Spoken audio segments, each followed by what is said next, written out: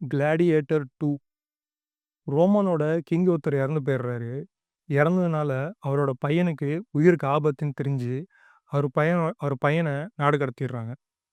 அந்த பையன் வளர்ந்து பெரியாளானோனே, திருப்பி வேற நாட்டு சோல்ஜரா அடிமைப்பட்டு இங்க வராரு. இங்க இருக்கிற ரோம திருப்பி நல்லபடியா ஆக்குறாரு. இதான் இந்த படத்தோட கதை. இந்த படம் பார்க்கும்போது, ஒரு சில 100 வருஷத்துக்கு முன்னாடி ரோம் எப்படி இருக்கு அப்படின்றத சூப்பரா காமிச்சிருக்காங்க. அந்த கொலோசியம்லாம் சண்டை போடுறதுக்குன்னே ஒரு ஸ்டேடியம் மாரி கட்டியிருக்காங்க. கொலோசியம்லாம் அதுக்கு தான் அப்படின்றது எனக்கே இப்ப தான் தெரியுது. நான் கூட ஏதோ ஏதோ என்டர்டெயின்மென்ட் ஏதோ வச்சிருப்பாங்கன்னு பார்த்தா, அவங்களுக்கு என்டர்டெயின்மென்ட்டே சண்டை தான். அத தான் வச்சு ஜாலியா என்ஜாய் பண்ணிட்டு இருக்காங்க. கிங்ஸ் எல்லாம் தங்கம், வைரம், வைடூரியம் ட்ரெஸ் எல்லாம் பந்தாவா போட்டு குதிரையில போயிட்டுருக்காங்க. மக்கள்லாம் வெளில பிச்சை எடுத்துட்டு இருக்காங்க. வெளில தெருவுல படுத்து கிடக்குறாங்க நெருப்ப மூட்டிட்டு. கிங்ஸ் வந்து கேவா இருக்காங்க. மேக்ஸிமம் கேவா தான் இருக்காங்க. ரொம்ப மனிதாபிதானமற்றமா இருக்காங்க. அவங்க நல்லா இருக்கணும், மக்கள் எப்படி போனா என்ன அப்படின்ற மாரி தான் ரூல் பண்ணிட்டு இருக்காங்க. இருக்கிற மன்னன கொன்னுட்டு தான் இன்னொரு மன்னன் வராரு, இந்த நாட்டுக்கு. சூழ்ச்சி பண்ணி. எல்லா ஊர்லயும் இந்த கத தான். அதெல்லாம் பார்க்கும்போது, ஓ! அந்த டைம்ல இப்படிதான் இருந்திருக்கு அப்படின்ற மாரி நல்லா சொல்லியிருக்காங்க. இந்த படத்தோட பாசிட்டிவ்ஸ் என்னன்னா, இந்த படத்துல இருக்க ஆர்ட் டைரக்ஷன் தான்.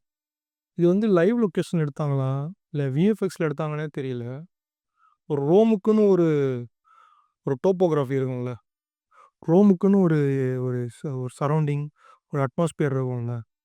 ஒரு ஒரு கொலோசியம், நடுவுல வீடுங்க, நடுவுல பொட்டை காடு, இந்த இடத்துல புழுதி பறக்கிறது. இன்னொன்னு ஆஃப்ரிக்காவுக்கு வாருக்கு போறாங்க.